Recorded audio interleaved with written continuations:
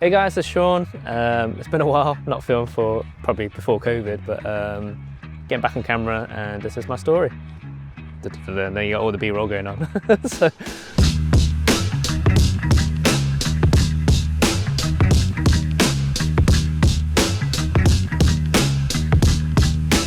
I'm standing in front of one of our landmark sites in Derby. We've got 14 apartments that we've built from ground up. We've made these into clusters of flats of 3 beds, 4 beds and 5 beds. We're a stone's throw away from the university. With students not wanting to kind of rent like your 10 bed and your 6 bed sizes, we thought 3 beds and 4 beds would be a perfect fit. We've enabled the building to be kind of sectioned off where we can still allow for maybe a floor full of students if needed. We could have a first floor of professional lets and even service accommodation for short lets as well. We bought this site off the previous owners next door, which is a medical practice. He managed to get the planning initially for 14 2-bed apartments. The reason why I took the site on was because they had too much on or they just couldn't get the figures to work. So what we ended up doing was we went back into planning again. We re-engineered, value engineered a lot of bits out. Even like windows, for example, these were meant to be aluminium windows throughout, which costs a lot of money. We've managed to get the planning amendment for UPVC. You can't even tell that the difference if you look at the two. Obviously, cost difference is a big one. There's elements of the brickwork where they were meant to be cladded, but then if you see like older buildings, cladding tends to kind of wear in colour over time. So we went for like a different kind of brick finish. There's a lift that we took out. We just thought cost of lifts of putting it in the first place.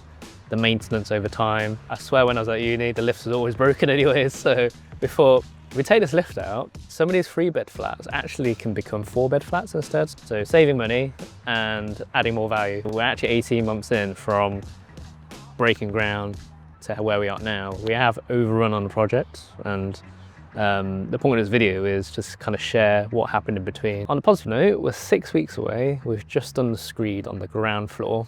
So it's our kind of off limits for a good 3-4 days. We've got lovely weather for it to dry out. But yeah, let's have a look inside. Well, Wiz upstairs. There's a lot going on downstairs where we've had a delivery of like 23 headboards. So we've jumped the gun a bit. We've ordered furnishings before we're even ready to put it in. But we found a massive deal where it's like 50% off. We've also got about 47 wardrobes to come as well. So on the top floor, this is the 4-bed, I think. This one's almost finished, where we've done all our second fixes, the flooring's down. The air source heat pump should be in there. No, yeah, it is, isn't there? So that's where our consumer unit and air source heat pumps are in. But most of the rooms are all kind of uniform in size, where you kind of walk in, the bed's tucked away in the corner. Got space for like a small little dressing table, desk, depending on the type of use of the room.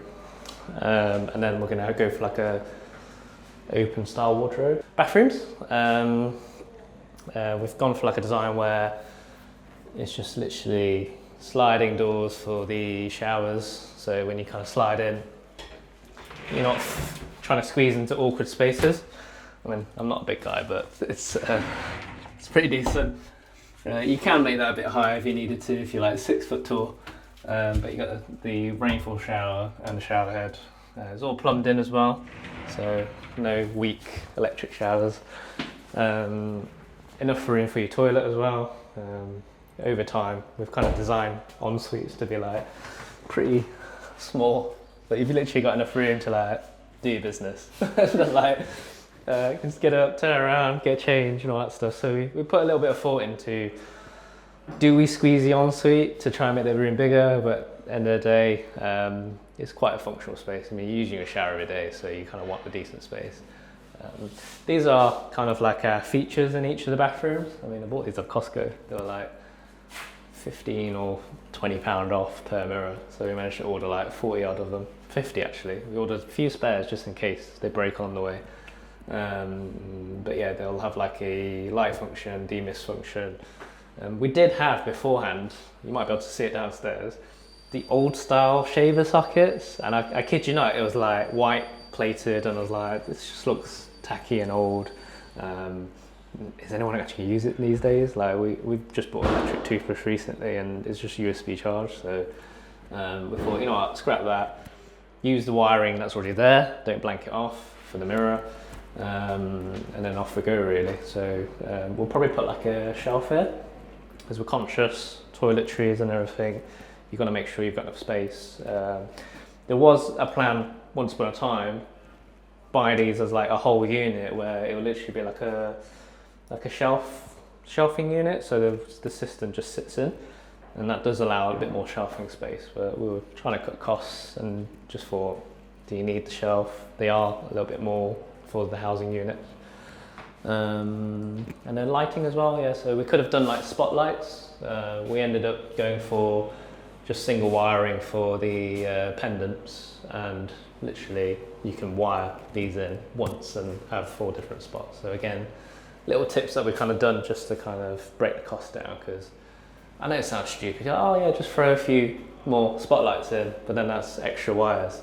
That times 47 bedrooms, times your bathrooms and kitchens as well, it's just extra costs. So yeah, we thought a lot about stuff like that to just sort of cut those costs out. So yeah, another bedroom, similar shape. Ooh, and I can talk about these actually. So these look like your 1970s magnolia white. We are going to get these changed eventually, but it's literally, they're timers. So you know how like the ensuite radiators are pretty much constantly on if you're in like a rental property, because they don't know how to turn them off. These kind of limit it, where you can set it to be on for 4 hours, 2 hours, half hour, 1 hour. And then there's literally like a boost button. So if you want it on, press the boost button. If you can't be bothered, it's going to be off. And that'll save you the bills over time as well. If I send you guys, hallway, there's an intercom system. Obviously we're 4 stories high, so if anyone rings the intercom downstairs, you can let people in. These will be digital locks, and then you can see the guys moving stuff in. Yeah, this is the kitchen.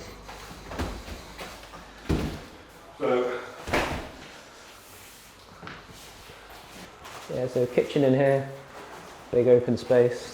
We've got room for sofas, dining table, breakfast bar, plenty cupboard space for 4 bedrooms.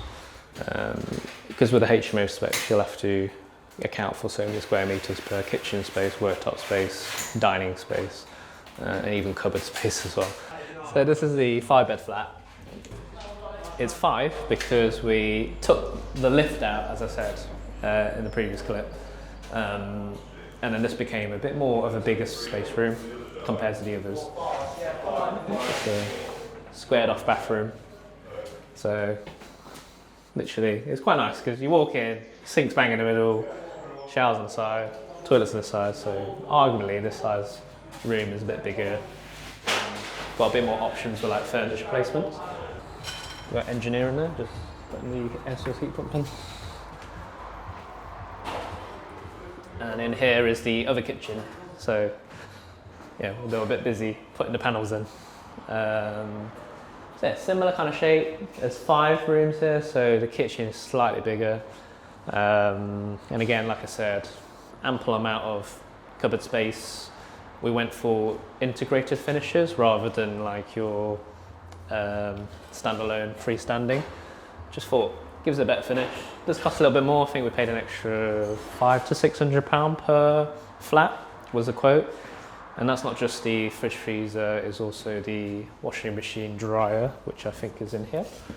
Yes. All from MKM, I believe it was, or Howdens. And then you got your 4-ring hob underneath here. Your extractor fans hidden away, because sometimes you can go for those like stainless steel ones, but I think this just gives it a bit more of a nicer finish. And then we've also got LED strips to go underneath the units as well. But yeah, it's a nice kitchen space. We've got 3 windows here, so it lets in an ample amount of light. On top of that, we've allowed for like the similar lighting I mentioned with the bedrooms, where we've got one on that side of the room, and there's a pendant here. And I think the idea was if you've got like a sofa space and TV, it's just sort of like a bit like a downtime light. But yeah, I think it'd be nice to see what this space transforms into once we've cleared all this crap out of the way and then get the furnishings in. And these are quite nice. So these are the electric panel heaters. So it's got like a bit of like a tempered glass finish, white to kind of blend them with the walls. The key thing I learned was it's very easy to go shopping online. Oh, I want that light fitting, I want that radiator, but then you've got to look back at the M&E spec. What did the mechanical engineers allow for? Because each radiator is per kilowatt. Are we going to get our sign off if the heater doesn't have the amount of kilowatts that's been spec'd? So little things kind of learn at the very start is just kind of know what your finishes will look like, and if you've got a spec of that finished, and the engineers need to check it to make sure that it's going to be enough for your full building sign off. Once this build's finished, we'll be managing this ourselves with our Derby Lettings team. I know everyone says self-managing. It's like, I'm not managing this myself. You need a team for this. So we've got quite a small team. We're probably going to expand it a bit more once this is all mobilised. And like I said in an earlier video, we want to kind of go down this apartment hotel space, and I feel like we need like someone that's probably had that hotel manager experience, that's managed cleaners, managed maintenance, managed angry customers, and yeah, work alongside the team and bring that kind of breath of fresh air, because we're so used to managing HMOs, got a few flats and studios, portfolio landlords as well. I think it'll be a breath of fresh air where we kind of bring that new experience on board and just grow that as a business as well. I mean, we've just finished a 24 ensuite block, and what we've done instead of that one is we've put that on a company let. So one company has taken all 24 rooms, which is like 4 6 beds on each floor. They're renting that as social housing and Airbnb as well. So again, that's just taken off the stress from our team, and it's guaranteed rent. So we've got technically 10 different teams. So you've got your plumbing and mechanical team. So they've sourced all the air source heat pumps. They're doing all the plumbing for the bathrooms, did all the pipe work and everything, the risers in the communal area. So they sourced all these. I remember seeing a quote. These were about 33 grand for 14 of them. And then surprisingly, I think 33 grand was also the cost of the electrical gear, so like your rads and your second fixes as well. So yeah, we could have sourced that ourselves, but end of the day, the plumbers are going to provide their own warranty, and also the materials also got to come with their manufacturer's warranty as well. But it's just easier if they're going to handle it, then let them deal with it.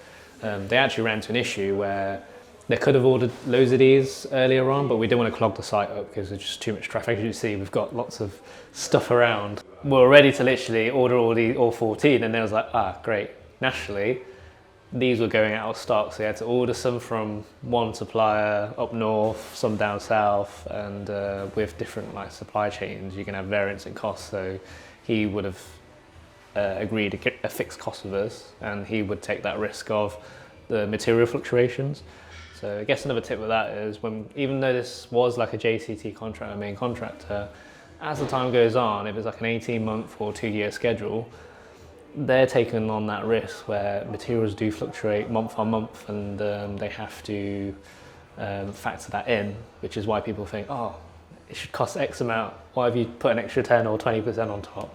Yes, they've got to make money. Everyone's got to make money, but at the same time, they've got to take that risk of fluctuances, and also maybe labour going wrong where you can't get the right people on site, or things get delayed, pushed along. So yeah, I've learned bits of that trade where it's just forever moving every day.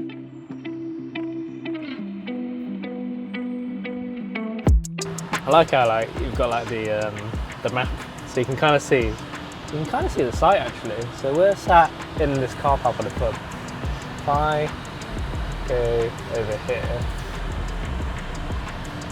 that's what it used to be.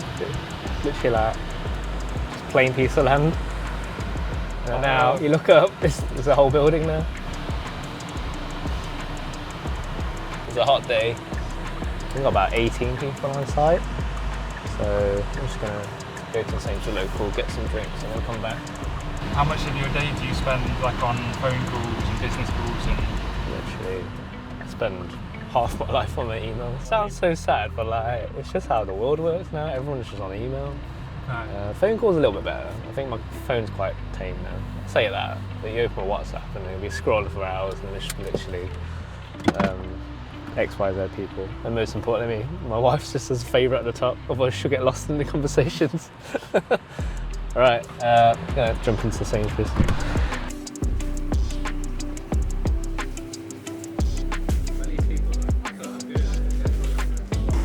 Yeah, so there's a building down the road which we operate our accounts office from, and we bought it on auction for 500 grand. And it came with a salon, a barber's, the office front where we're renting from, and then the upstairs was kind of 2 old 3-bed flats with shared bathrooms and a 1-bed studio, and literally the guy was just sleeping on a sofa. It was horrible. We then turned that into, the studio turned into its own 1-bed flat, so we partitioned like a corridor, its own bedroom, kitchen, dining room. And in the 3-bed flats we managed to get a 4-bed ensuite HMO and a 3-bed ensuite HMO directly above it, so we managed to add value to the building, keep the commercial tenants, and it got revalued at just shy of $1 million. Spent about 200 grand on it, but it was an interesting story where the vendor tried to get another 50 to 100 grand out of me, and I just said no. And then she put it on the auction without telling me, and then we ended up buying it for 50 grand less than what she wanted. So the previous owner, she got a bit salty and then basically put it on the auction and didn't tell us, and literally I was in the hot tub whilst I was bidding, and then I won it at the reserve price, which was $500,000, and it completed within 30 days, and yeah, the rest is history now. But it's definitely, I think that's like my proudest asset, because we operate from there, it's got a story to it, and it's kind of like a stone's throw away from everywhere as well. Right, let me deliver these drinks and then we're off to the next site. Just for the record, guys, I don't do this every day. You always see like those like posts online and they're like, oh yeah, this is a day in a life. I wake up at 5 in the morning, go to the gym every fucking day. None of that content here. Thank you. Help yourselves. Nice one, thank you. Oh, Red Bull. Yeah. Yeah. Have a good day, man. Nice one, you too. Just left some drinks in there. Help yourself. Are you done now, yeah? Yeah, I'm done. Yeah, you can be on your last behaviour now. It would be counterproductive if I was like here every day, because at the end of the day I don't add much value other than finding the cash, finding the site. So, but it's good to build relationships and just make sure that we know who's working on a team, and then when we take on the next job, they'll be present for the next one as well. So we're going to head over to a 10-bed conversion and also a fish and chip shop, which I'm converting to 2 flats. How embarrassing it would be to get run over by a granny on a bike. I own the building. I'm the owner, yeah. 100%. I just need to make sure I pay my bills, yeah. Yeah. This used to be fish and chips at the front here. So 198, 192, 188, 186. We manage number 77 over there. We manage 162. I put an offer in at 164. I own 152 down here as well. I'm gonna admit, it's my ego road. Your goals, what you own, so you still lease beats. I got splits with all the bros, making sure the team eats. And I had a full time the whole time, that's a whole grind. Gave myself the credit, bought it to me with no cosign.